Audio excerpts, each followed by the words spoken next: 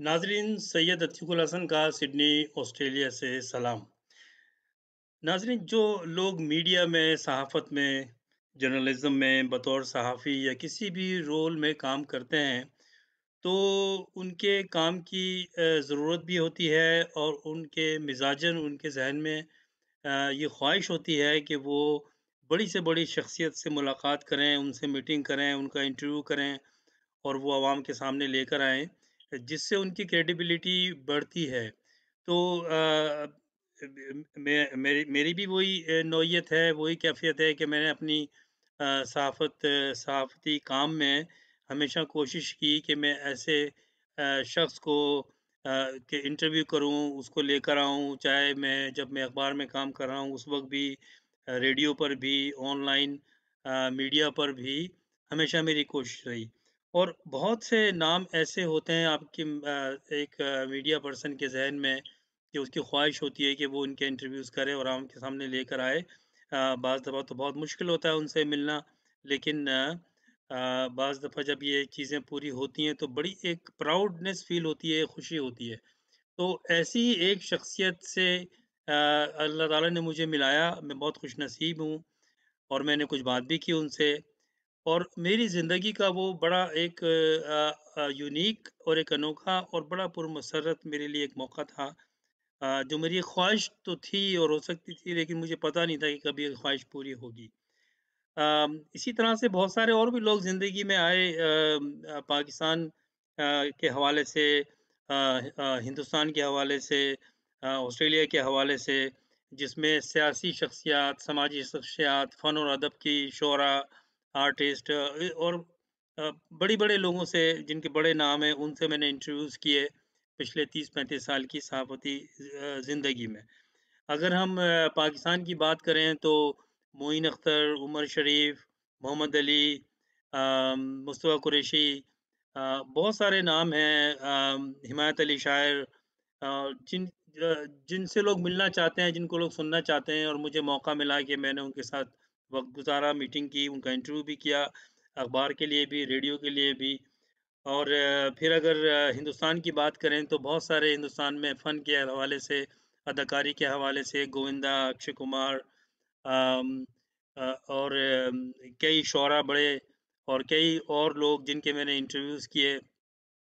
इसी तरह से ऑस्ट्रेलिया में यहाँ के प्राइम मिनिस्टर्स, प्रीमियर और पार्लियामेंटेरियन, पॉलिटिशियंस जो आप देखते रहते हैं ऑनलाइन मीडिया पर, तो मैंने किए। फिर क्रिकेटर्स की बात करें तो इमरान खान, जब वो क्रिकेट खेलते थे उस वक़्त मुझे मौका मिला, उनसे मैंने इंटरव्यू किया। जावेद मियांदाद, वसीम अकरम, मोइन खान और बड़े बहुत सारे क्रिकेटर्स के जिनके नाम थे, उनसे मैंने इंटरव्यू किए। स्टीव वॉ और मार्क वॉ, तो और इनसे मिलने का मौका मिलता रहा। तो ये कोशिश रही कि इन लोग एक ऐसी शख्सियत से इंटरव्यू किया जाए और उसका मकसद ये होता है कि अपनी क्रेडिबिलिटी बढ़ाई जाए, मीडिया में दिया जाए और खुशी भी होती है, प्राउडनेस फ़ील होती है।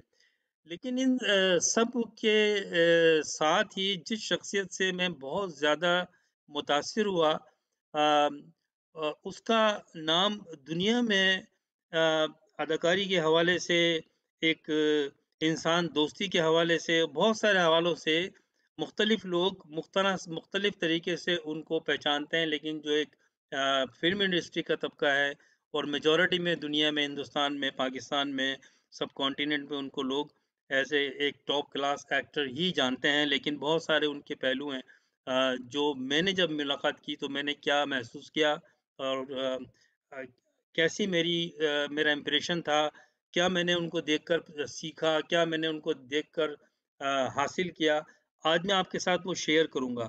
लेकिन मैं चाहता हूँ कि उससे पहले आप ये थोड़ा-सा क्लिप देखिए और मैं जिनकी बात कर रहा हूँ, वो उनका नाम है मोहम्मद यूसुफ खान, और उनका फ़िल्मी नाम है, जो उनके फ़िल्मी कैरियर का नाम है, वो है दिलीप कुमार। दिलीप कुमार उनका कैसे पड़ा यूसुफ खान से, मैं उस पे भी आज बात करूँगा। मेरी कब मुलाकात हुई उनसे और कैसा मैंने उनको पाया और किस फ़ंक्शन में उन्होंने क्या किया, मैं उस पे भी बात करूँगा। और कुछ और उनके मुख्तलिफ़ हवालों से बात करेंगे, जो शायद मीडिया में उस तौर पे नहीं दिखाया गया।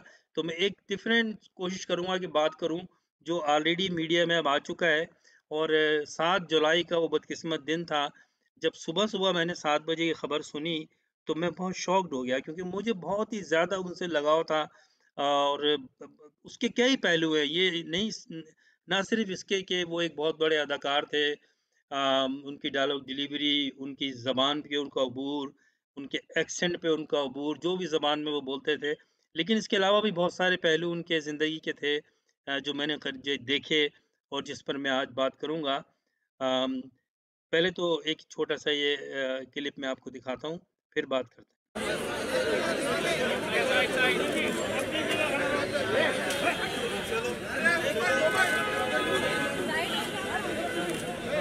चाचा चाचा एक मिनट अरे बेटा पहले बैठने दो गाड़ी एक मिनट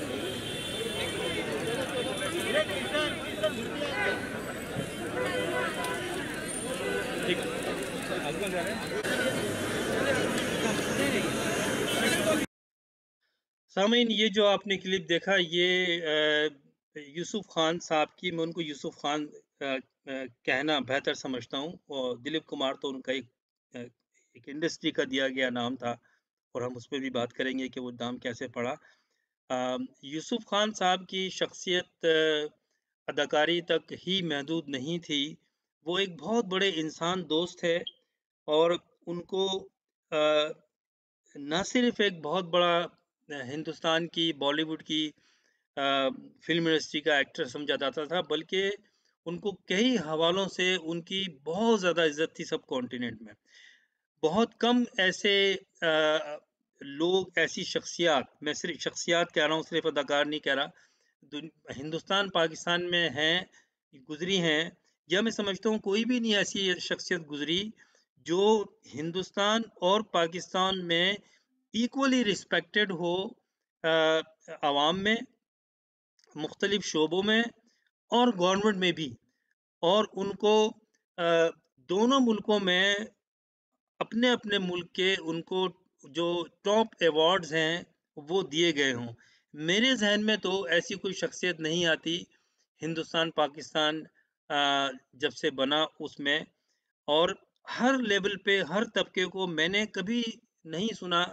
अपनी ज़िंदगी में पता नहीं कितने लोगों से मुलाकात होती है, बड़ी-बड़ी अहम शख्सियत से इंटरव्यू होते हैं, उस दौरान भी कि जब दिलीप कुमार के बारे में बात की जाए या मोहम्मद यूसुफ खान के बारे में बात की जाए, तो मेरे ज़िंदगी में कोई ऐसा शख्स नहीं आया है जिसने कोई उन पे क्रिटिसाइज़ किया हो या उन्होंने रिज़र्वेशन कोई रखी हो। हर एक ने कहा कि उनकी क्या बात है। तो अदाकारी तो उनकी आप लोगों ने फ़िल्मों में देखी, लेकिन दूसरे पहलुओं पर भी मैं बात करूँगा आज। और सबसे बड़ी बात ये है कि दिलीप कुमार जो है वो, उनका जो आबाई इलाका है वो पेशावर है, किस्सा ख़्वानी बाज़ार। 11 दिसंबर को वो पैदा हुए, और जो साल था वो 1922, 11 दिसंबर को किस्सा ख़्वानी बाज़ार में वो पैदा हुए। और उनकी ख़ुसूसियत ये थी कि वो ज़बानों के, बोलने के और डिलीवरी के माहिर थे। लोगों को हैरानी होगी कि वो पश्तो उनकी मादरी ज़बान थी, और लेकिन वो पंजाबी हो, मराठी हो, और छाछी लैंग्वेज हो, उर्दू हो, इंग्लिश हो, और बहुत सारी कई ज़बानें वो ये नहीं कि सिर्फ़ बोलते थे, लेकिन इतनी खूबसूरत, इतनी शाइस्ता, इतने सॉफ्ट तरीके से उनकी डिलीवरी और बातचीत होती थी। और उर्दू बोलने वाली शख्सियत इंडस्ट्री की, चाहे शायर हों, चाहे वो अदीब हों, चाहे वो अदाकार हों, मैंने अपनी ज़िंदगी में ऐसी शख्सियत नहीं देखी जिसकी आप उर्दू, जब वो बोल रहा हो, बात कर रहा हो, तो आदमी सब चीज़ें भूल के ये देखता है कि ये शख्स कैसे, क्या, कौन-कौन से लफ्ज़ उर्दू के इस्तेमाल करता है। और हमें ये पता है कि उनकी मादरी ज़बान नहीं थी, लेकिन अहले ज़बान जो है उर्दू के, वो भी मैंने नहीं देखे कि इतनी अच्छी उर्दू बोलते हों। उनको पाकिस्तान में बहुत इज़्ज़त उनको मिली। पाकिस्तान वो काफ़ी दफ़ा आए, क्योंकि जब यहाँ से पाकिस्तान से उनके वालिद के साथ वो शिफ्ट हुए 1944 में, तो 10-11 साल के थे। उस वक़्त उनकी उम्र बल्कि 18-19 साल की थी, तो उनको याद था। उसके बाद वो काफ़ी दफ़ा पाकिस्तान आए, पेशावर आए, बहुत मोहब्बत करते थे अपने इलाके से, अपने गाँव से, अपने लोगों से, और पाकिस्तान में काफ़ी लोग उनकी रिस्पेक्ट करते थे। तो फिर उनकी खिदमात को देखते हुए एक बहुत ही अनोखी बात थी कि पाकिस्तान की हुकूमत ने उनको Mr. सितारा M. इम्तियाज़ Yusuf दिया। Khan, आइए वो Dilip सुनते हैं। Kumar.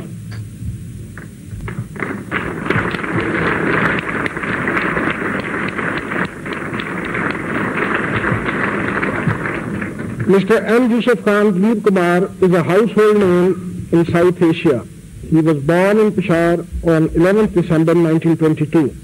Therefore, his roots are in Pakistan. His first film, Jawar Bhata, took the entire film world by storm in 1944. Thereafter, he gave outstanding performance in most of the 60 films that he took up during his long film career spanning over 50 years. He has already been conferred several awards. What is indeed very unique about him is that he is not just an outstanding film actor, he is also a great human being. In spite of his professional engagements, he has devoted time to philanthropic works, community service, and social work. He became Sheriff of Mumbai in 1981. In his public life, he dedicated himself to alleviating sufferings of the common man and spreading message of peace and harmony among people cutting across religious, ethnic, and political differences. He is an outstanding example of a shared rather than a divided humanity. In recognition of his extraordinary contribution in the field of art, film acting, and his services as a messenger of peace and communal harmony, the President of the Islamic Republic of Pakistan has been pleased to confer on Mr. M. Yusuf Khan Dilip Kumar the award of Nishan-e-Imtiaz.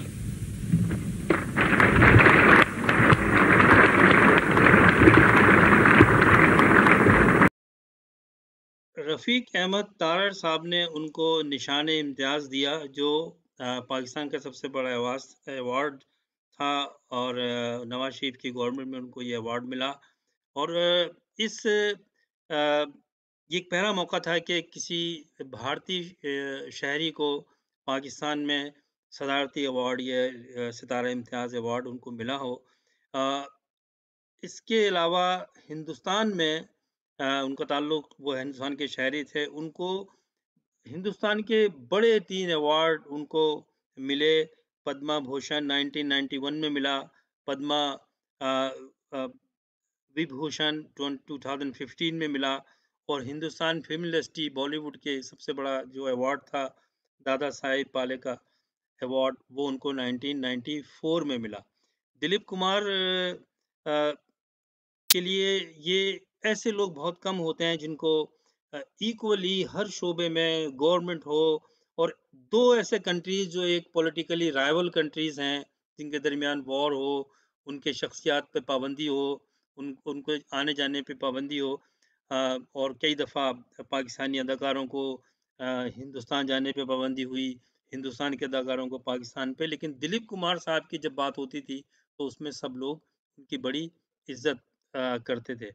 Dilip Kumar ने तकरीबन 60 साल काम किया film industry में, 6 दहाइयों में, और सिर्फ़ 65 फ़िल्मों में उन्होंने काम किया। अगर मुकाबला किया जाए और टॉप अदाकारों का हिंदुस्तान के, तो उन्होंने कई 100 फ़िल्में इस अरसे में, इतने अरसे में बनाई हैं।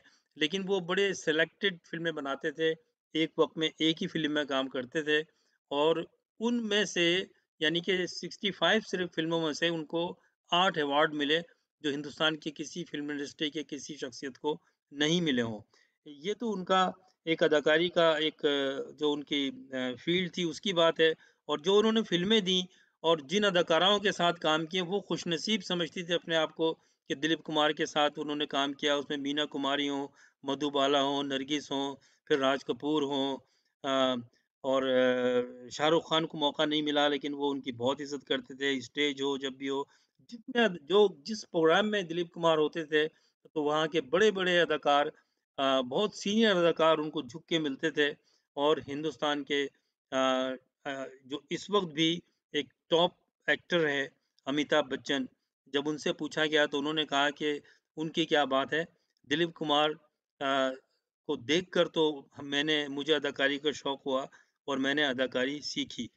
तो यूसुफ खान का नाम दिलीप कुमार क्यों पड़ा? आइए उन्हीं की ज़बानी सुनते हैं।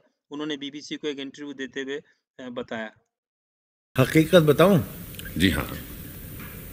ये पिटाई के डर से मैंने ये नाम रखा। पिटाई? हाँ। मेरे वालिद क़िबला मरहूम अल्लाह उनको बख्शे, वो फ़िल्मों के सख्त मुखालिफ थे और उनके अज़ीज़ दोस्त एक लाला बशीशरनाथ थे, जिनके साहिबजादे पृथ्वीराज कपूर भी फ़िल्म एक्टिंग किया करते थे। और वो अक्सर बशीशरनाथ जी से बड़ी शिकायत करते थे कि तुमने ये क्या कर रखा है कि तुम्हारा इतना नौजवान और सेहतमंद लड़का देखो ये क्या काम करता है। तो मैं जब फिल्म में आया तो मुझे वो तनकीद और वो पठान आदमी से गुस्सावर तबीयत थी उनकी, खौफ भी था कि ये जब इनको मालूम होगा तो नाराज़ बहुत होंगे। और उस वक्त 2-3 नाम सामने रखे गए कि यूसुफ खान नाम रखा जाए या दिलीप कुमार रखा जाए या वासुदेव रखा जाए। तो मैंने अपनी ज़ाती तौर से कहा कि यूसुफ खान मत रखिए और जो आपके दिल में आए आप नाम रख दीजिए। तो बाद में कोई 2-3 महीने के बाद जब मैंने अपना खुद इश्तिहार में नाम देखा तो मुझे मालूम हुआ कि मेरा नाम दिलीप कुमार तजवीज़ किया गया। और तो इस तरह से यूसुफ खान साहब का नाम दिलीप कुमार रखा गया और दिलीप कुमार के नाम से बेशक वो बहुत ही दुनिया में मशहूर हुए। और बॉलीवुड में तो मैं नहीं समझता कि उनके मुकाबले का कोई एक्टर पैदा हुआ हो और जिसको कि तमाम बड़े-बड़े हिंदुस्तान के अदाकारों ने तस्लीम किया। जब भी वो पाकिस्तान आए तो पाकिस्तान की टॉप की क्रीम जो फ़िल्म इंडस्ट्री से ताल्लुक़ रखती थी, वो उनको वेलकम करती थी। स्टेज के आर्टिस्ट उनको वेलकम करते थे, शायर, अदीब, इंटेलेक्चुअल्स। और ख़ास बात ये है कि दिलीप कुमार से चाहे खुद वो इतने प्रोमिनेंट टाइप की शख्सियत थीं, वो मिलने का उनसे इस तरह इश्तियाक रखती थीं, जो मैंने खुद देखा, जो मैं अभी आपसे शेयर करूँगा। लेकिन जब पाकिस्तान वो आते थे तो पाकिस्तान टेलीविज़न ने उनके कई प्रोग्राम किए। एक प्रोग्राम की मैं आपको झलक दिखाता हूँ और देखें कि कैसे टॉप के लोग जो हैं वो उनसे जब बातचीत कर रहे हैं तो वो कितने महज़ूज़ हैं और उनकी बॉडी लैंग्वेज से लगता है कि वो कितना फ़ख्र महसूस कर रहे हैं कि वो इस प्रोग्राम में दिलीप कुमार के साथ हैं। हम पाकिस्तान टेलीविज़न की जानिब से मेज़बानी के फ़राइज़ अंजाम देंगे एक ऐसी हस्ती के लिए गुज़िश्ता 50 साल से, यानी निस्फ सदी अगर आप कहें तो मुनासिब होगा, गुज़िश्ता 50 साल से ये कितनी खुशबख्ती की बात है किसी स्टार के लिए कि कोई उनका मद्दे मुकाबिल आज तक पैदा नहीं हो सका। हुकूमत पाकिस्तान की जानिब से आपको निशान इम्तियाज़ मुबारक हो। शुक्रिया। और पाकिस्तान आपकी आमद पर हम सब आपके शुक्रगुजार हैं कि आप अपनी गुनागो मसरूफियत में से वक्त निकाल के यहाँ तशरीफ लाए। बहुत मोहब्बतों से इस्तकबाल हुआ। आपकी शफ़क़त और खुलूस मोहब्बत की हरारत मुझे फिजा में ही होने लगी थी। मैं इसको अपनी खुशनसीबी समझता हूँ कि ये निशान इम्तियाज़ी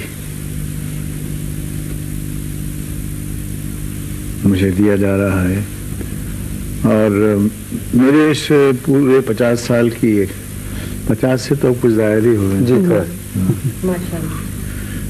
तो इतने सालों की कैरियर का एक ये बड़ा ही इम्तियाजी और तारीख़ी नौइयत रखता है ये अवार्ड। और अवार्ड के साथ जो खुलूस व अक़ीदत और जो मोहब्बत मुझे मुयस्सर हुई और अल्लाह ने मुझको दी, मैं उसके लिए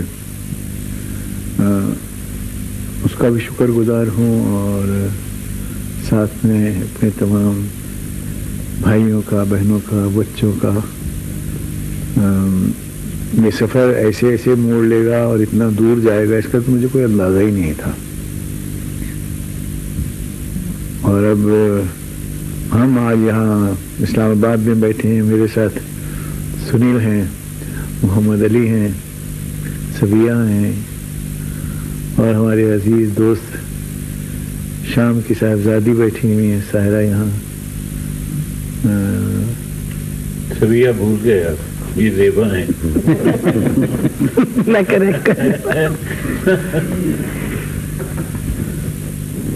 उमर का तफादा।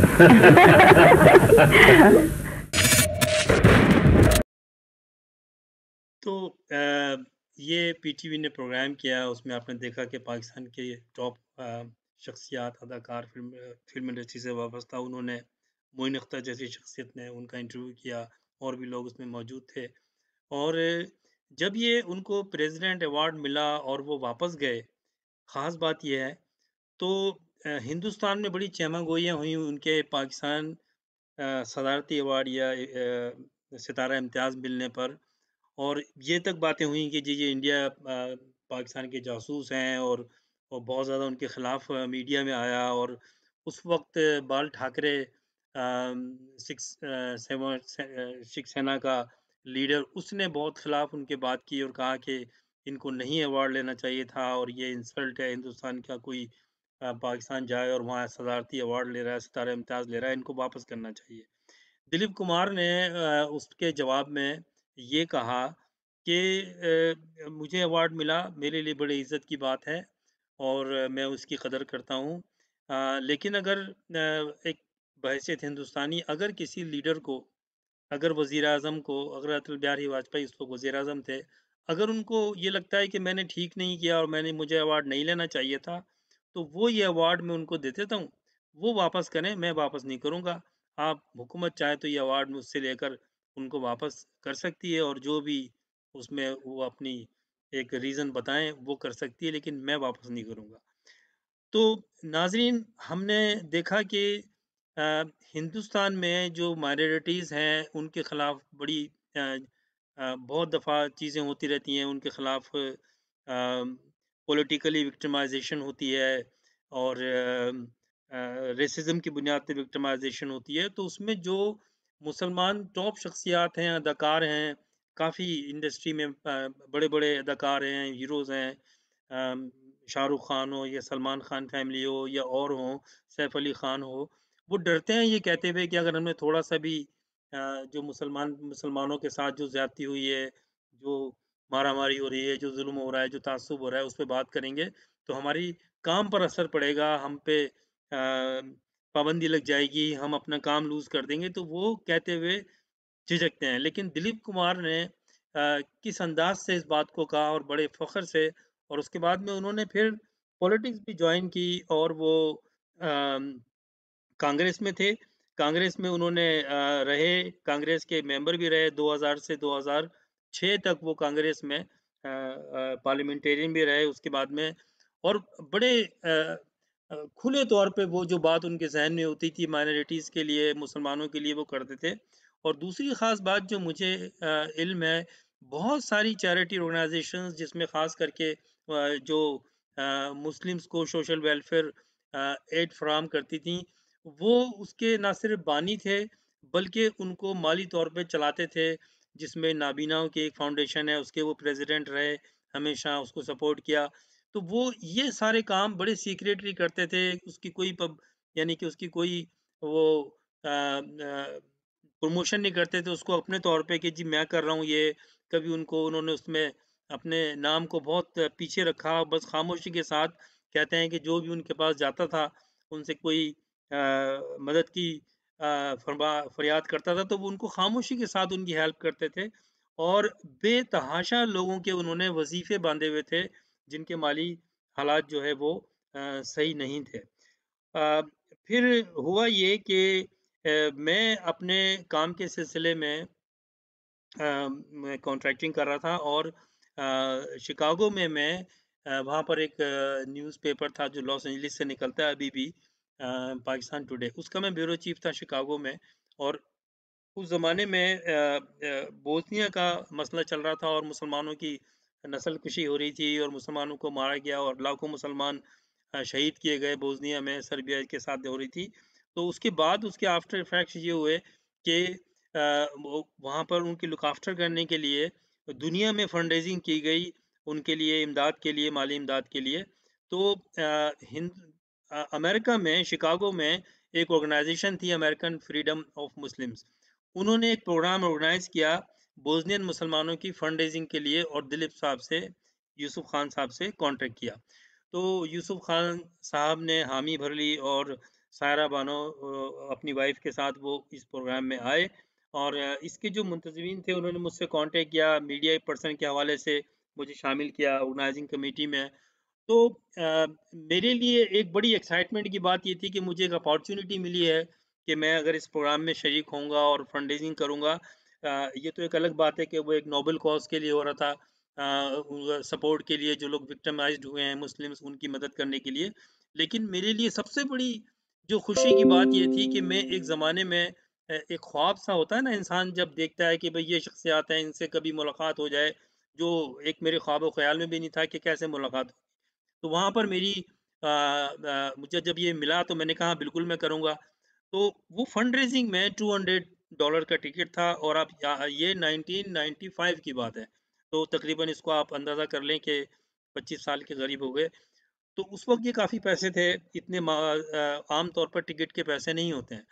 तो मैंने भी कहा कि भई मुझे आप 5 या 10 टिकट दे दें, तो उन्होंने कहा कि नहीं, लोग ज़्यादा लेंगे आपसे, आपका काफ़ी नेटवर्क है यहाँ, तो आप ऐसा करें 10 टिकट ले लें। तो अगर और या 15 ले लें। मैंने कहा अच्छा करें 10 दे दें, मैं अगर नहीं बिक सके मैं वादा नहीं करता, तो मैं वापस कर दूँगा। कहेंगे हाँ ठीक है, कोशिश करें आप। तो मैंने कहा टिकट बेचना मुश्किल होता है, तो मैंने वो वहाँ पर जो मेरा जो पाकिस्तान टुडे में अखबार में था, उस पे भी हमने वो दिया। और जो उसके चला रहे थे पाकिस्तान टुडे, तशबीहुल हसन सैयद साहब मरहूम, उनको मैंने कहा कि हमें उनका एक ऐड लगाना है और अगर आप कहें तो। कह लेंगे बिल्कुल, बिल्कुल, ये तो बड़े ऑनर की बात है और आप बिल्कुल, और एक चैरिटी का काम भी है, तो आप उसमें फुल पेज का ऐड दें। तो हमने ऐड भी दिया और फिर लोगों ने मुझसे कॉन्टैक्ट किया। जैसे ही वो मंज़र-ए-आम पे आया उसका इश्तहार, तो 3-4 दिन में मुझे इतनी कॉल्स आईं जो हमारे वाकिफ़-कार थे। उन्होंने कहा, हमें किसी ने कहा 2 टिकट दे दें, किसी ने 3 टिकट दे दें, किसी ने 4, और वो टिकट तो 2 दिन में ख़त्म हो गए। तो मैं बड़ा हैरान हुआ, इतने लोग उन्होंने कहा कि, और वो बड़ी-बड़ी शख्सियत वहाँ की, कुछ उसमें कम्युनिटी लीडर्स भी थे और बड़े-बड़े डॉक्टर्स भी थे और बड़ी अहम शख्सियत।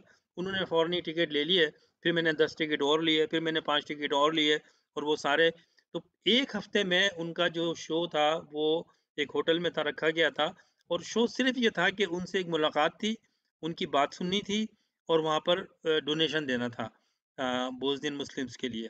तो वो वो वहाँ प्रोग्राम हुआ और मुझे ये एज़ाज़ हुआ कि मैं उस होटल में, उसी में ठहरे थे वो, कि उनको मैं होटल से, और मेरे साथ वाइफ़ भी थी सुरैया, उनको लेकर हम नीचे आए हॉल में और वहाँ पर उनसे थोड़ी-सी बात करने का मुझे मौका मिला, क्योंकि एक लोगों का एक इतना रश था, इतनी भीड़ थी कि बात करना बड़ा मुश्किल हो रही थी। हर आदमी चाहता था कि वो उनको देखे और उनसे बात करे, और ये जो लोग थे ये बड़े प्रोमिनेंट किस्म के सारे इसमें ऑडियंस थे, जो उसमें शरीक थे इस फंक्शन में। काफ़ी बड़े-बड़े नाम थे, सेनेटर्स थे अमेरिकन, और कम्युनिटी लीडर्स थे, प्रोफेशनल डॉक्टर्स थे, तो कोई आम आदमी नहीं थे इसमें। तो मुझे जब मौका मिला मैंने उनको सलाम दिया कि वालेकुम सलाम, और इतनी शाइस्ता गुफ्तगू, शाइस्ता लहजे के साथ, इतनी काइंडनेस मैंने किसी शख्स में नहीं देखी। मैं जब देखा, और मेरे साथ और भी मैं लोगों को देख रहा था कि हर आदमी, हालांकि वहाँ उस प्रोग्राम में और भी बड़ी बड़ी शख्सियत आई हुई थी पॉलिटिकल, और लोग उनको देख ही नहीं रहे थे। वो उन्होंने फ़ौरन ही दिलीप, हर आदमी दिलीप कुमार को, यूसुफ खान साहब को देखना चाहता था। और जब मुझे मौका मिला, मैंने सलाम दुआ की, क्योंकि जब हम लेकर आए उनको रूम से, तो वहाँ पर मुझे उस वक़्फ़े में उनको ऊपर से नीचे लाने तक में, तो मैंने जब उन्हें देखा गया कि वालेकुम अस्सलाम, तो उन्होंने देखते ही मुझे कहा कि आप पाकिस्तान से हैं? मैंने कहा जी, जी, मैं पाकिस्तान से हूँ।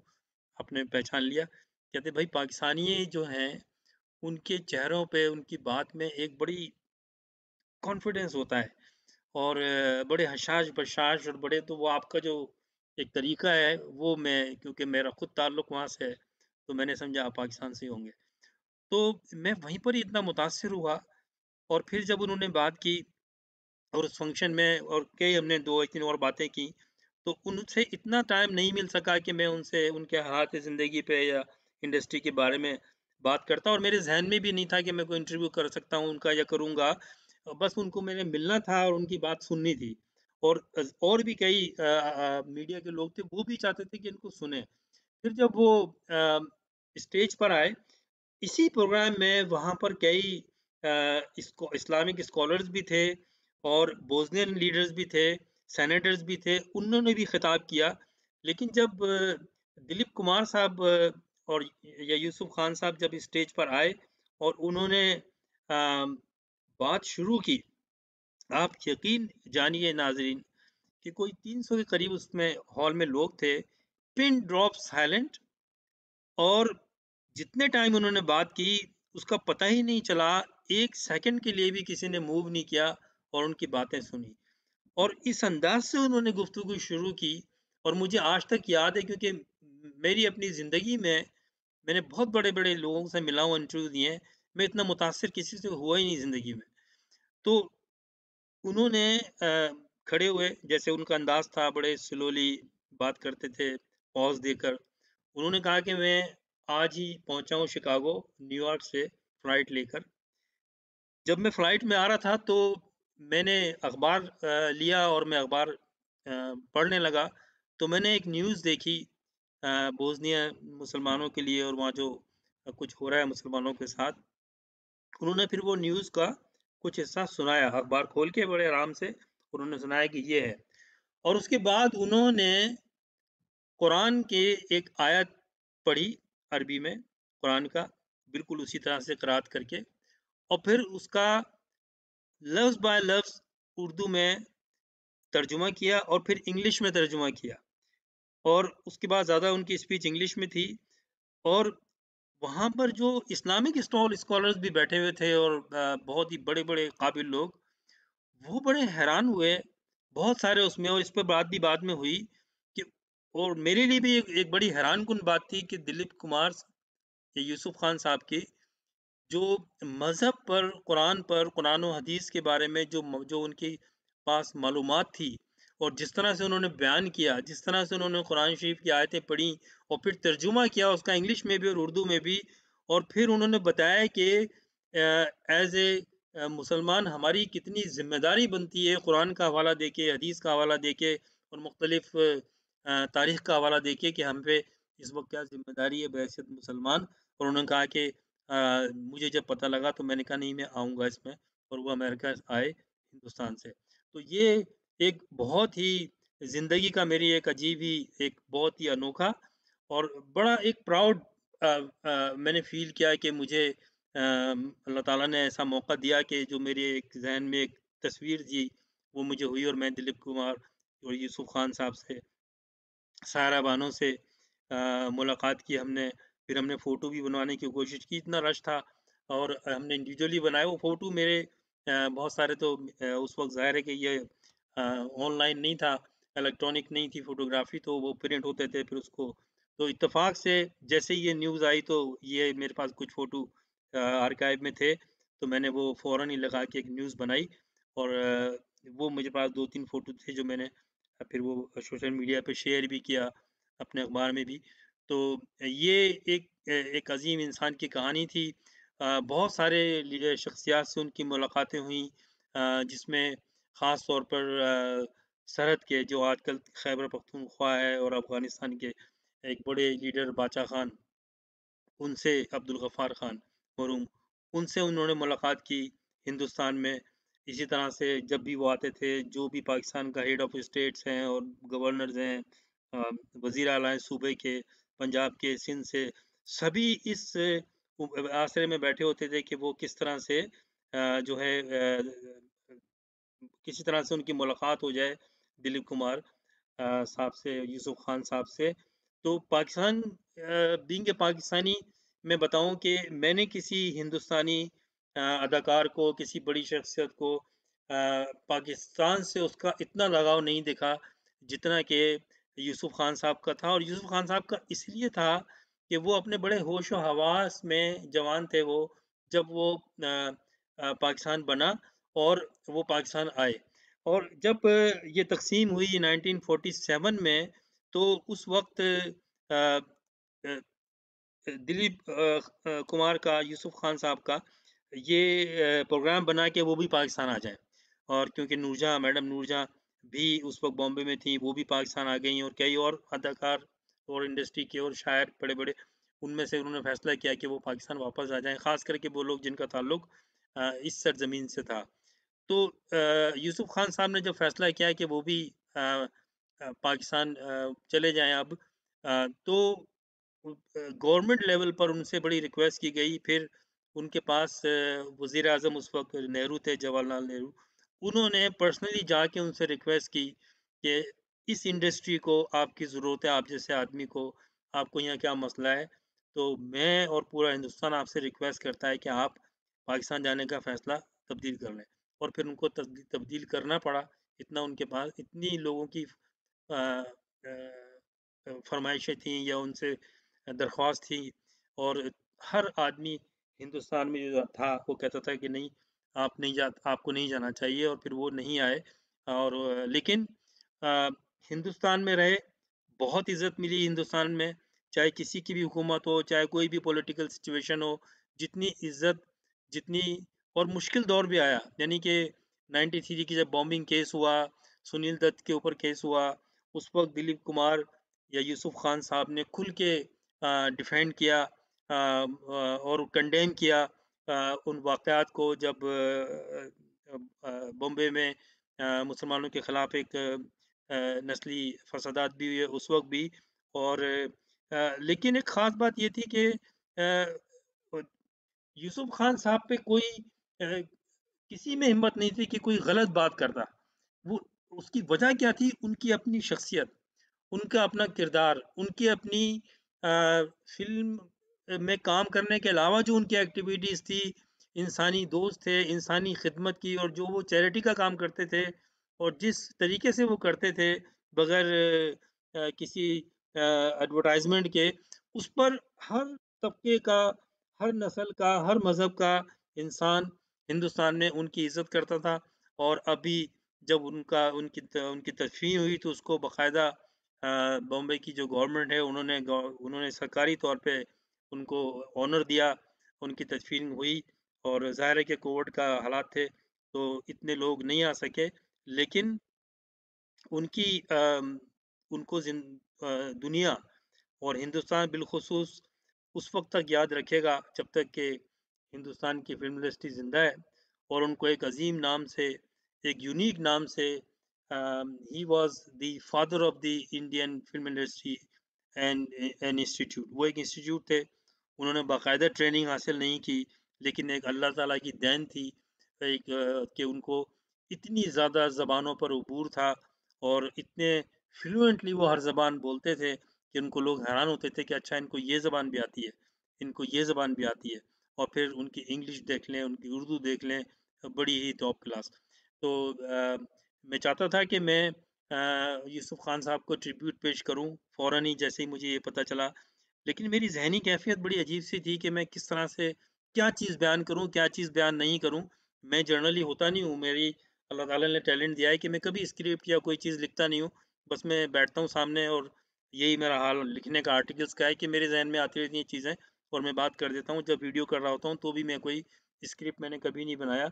लेकिन मैं परेशान ये हो रहा था थोड़ा-सा कि मैं शुरू किस तरह बात करूँगा। तो उम्मीद है कि मैंने जो मेरे दिल में ख्वाहिश थी कि मैं उसको ट्रिब्यूट करूँ, आप लोगों से शेयर करें, तो इसको ज़्यादा से ज़्यादा लोगों को शेयर करें, क्योंकि ऐसे लोग जब दुनिया से चले जाते हैं, बल्कि जब दुनिया में होते भी हैं, तो हमें उनकी इज़्ज़त करना चाहिए। और जिन लोगों ने उनसे मुलाकात की, वो बहुत खुशनसीब हैं कि अगर वो कुछ मिनटों के लिए भी उनसे मिले, तो उन्होंने अपनी ज़िंदगी में बहुत कुछ सीखा। मैंने उनकी जो स्पीच सुनी, उससे मैंने अपनी ज़िंदगी में बहुत कुछ सीखा, और बहुत सारी चीज़ें जो उन्होंने कहीं, उस पे मैं कोशिश करता हूँ कि उस पे अमल करूँ। एक उनके हज़ारों डायलॉग्स जो हैं, वो अपनी नौइयत में ख़ास हैं। जब भी मेरे पास कोई फ़ारिग टाइम होता है, तो मैं यूसुफ खान साहब की कोई मूवी लगा के उसके डायलॉग बार-बार देखता हूँ। मुग़ल आज़म है, मैंने पता नहीं कितनी दफ़ा देखी होगी, और जब भी देखते हैं उसका एक अजीब भी उसके डायलॉग डिलीवरी, उसका ऐसा लगता है कि ये वाक़ई शहज़ादा सलीम ऐसा ही था। तो ये बात है। एक मशहूर एक फ़िल्म थी जिसमें अमिताभ बच्चन, जो कि किंग ऑफ एक्टिंग है हिंदुस्तान के, उनके साथ एक फ़िल्म थी शक्ति। उसके इस डायलॉग के साथ मैं इस प्रोग्राम को ख़त्म करूँगा। बहुत शुक्रिया। अस्सलाम वालेकुम। तुम्हारी माँ ने मुझे बताया कि तुमने ये होटल शाहजहान में नौकरी कर ली है। जी हाँ। ये कमाल करते हो तुम। अगर खुद नहीं समझ सकते तो कम से कम पूछ तो लिया करो। जानते हो वो होटल किसका है? जी, के.डी. नारंग। और ये भी जानते हो कि वो किस किस्म का आदमी है? स्मगलर है, बहुत बड़ा स्मगलर है वो। और भी न जाने उसके ऐसे ही कितने गैर कानूनी धंधे हैं। He is a blacklisted man. और आप वहां नौकरी करने पहुंच गए। मैं उसके होटल में नौकरी कर रहा हूँ, और होटल तो कोई गैर कानूनी बिजनेस नहीं। बेहतर होगा कि आप मुझे ये सब समझाने की कोशिश न करें। मैं अच्छी तरह जानता हूं इस तरह के होटलों में कौन कौन से जुर्म पलते हैं। कोई जरूरत नहीं है ऐसी जगह काम करने की। ऐसा कोई बिजनेस नहीं जहां कुछ ना कुछ बेईमानी ना होती हो, ये तो आप भी जानते हैं। इस हिसाब से तो मैं कहीं नौकरी कर ही नहीं सकता। मैं एक होटल में काम कर रहा हूं, उसका मालिक स्मगलिंग करता है, चोरी करता है, डाके डालता है तो डाले, मुझे क्या फर्क पड़ता है? लेकिन मुझे फर्क पड़ता है। चारों तरफ लोग तो यही कहेंगे ना कि डीसीपी साहब का लड़का एक स्मगलर के यहाँ नौकरी करता है, और वो बातें मुझे सुननी पड़ेंगी। और लोग कहें या ना कहें, जो बात गलत है वो गलत है। तो सारी जिंदगी बेरोजगार रहूं मैं। क्यों? क्या तुम इतने गए गुजरे हो कि तुम्हें किसी ऐसी जगह नौकरी नहीं मिलेगी कि जहां ये बेईमानी के धंधे न होते हों? ऐसी जगह इस दुनिया में तो मिलना मुश्किल है, इसलिए कि जिस जगह आप इतने बरसों से काम कर रहे हैं, थोड़ी बहुत बेईमानी तो वहां भी होती है। बकवास बंद करो।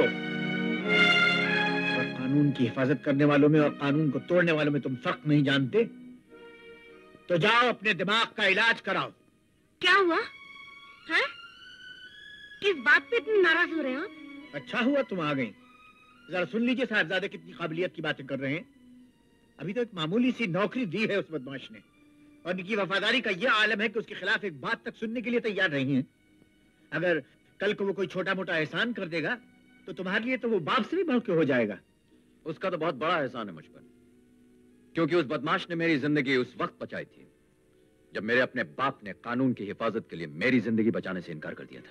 विजय, होश में आकर बात कर, बदतमीज।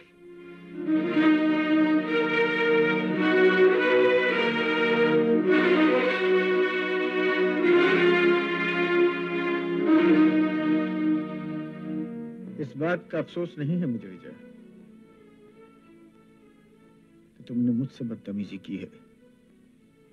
हाँ, इस बात का दुख जरूर है कि तुम्हारे ख्यालात कितने गलत और कितने घटिया हैं। अब मेरी बात सुनो। अब जाने दीजिए। शीतल, जब मैं बोल रहा हूं तो बीच में मत बोलो।